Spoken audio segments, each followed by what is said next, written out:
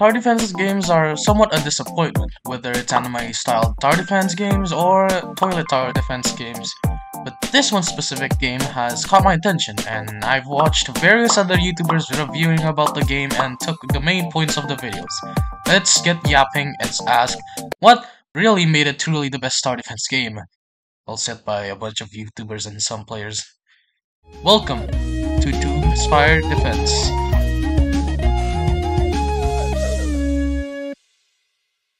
What is Doomspire Defense, you might ask? Well, it's just your typical tower defense game, but actually with a bit of features and things that creators don't use, at least from what I know. We're not fighting zombies than your usual tower defense game. What is Doomspire based off? Well, it's based off a game called Doomspire Brick Battles. Hence, that's why it's called Doomspire Defense. And no, it's not ripped off from Battle Bricks. Whether you deny it or not, cry about it. Lobby is small, at least for now. This game has 27 towers, not including the alt variants of some towers. We got 3D game modes as usual, one being the green mode, aka the mode that no one plays, yellow mode being the mode that's just your average middle mode, and red mode is a way to crash your device. Now let's get on to the mechanics and features that the game has in battle.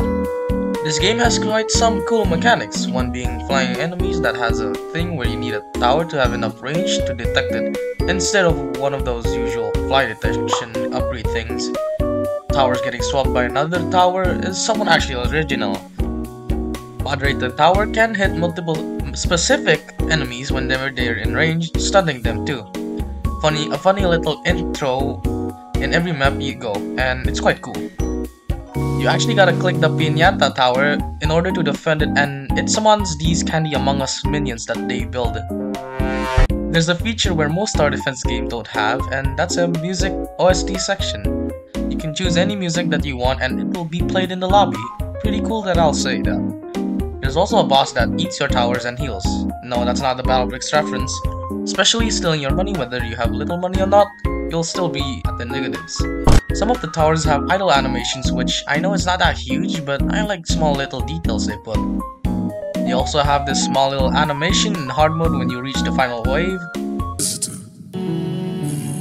Indeed, I have slept long enough, and I must admit, I'm curious about your skills.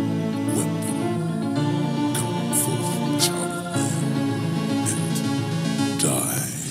Side modes are like side quests, obviously. You complete it and it gives you rewards. This game have two different side modes, one being Plants vs Zombies reference and one being some kind of incident type of April Fool's event.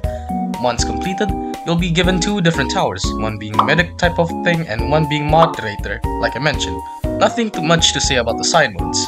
In conclusion, I understand why people say the game is underrated, but honestly, in my eyes, it's okay. The game is definitely better than some other niche tower defense games in some other way. The musics are incredibly fire, I gotta say that. So, I would rate this game a 8.2 out of 10. It could have some improvements, but I'm sure it's gonna go better than what it is right now. And this is Nomori, and I'll see you in the next game review.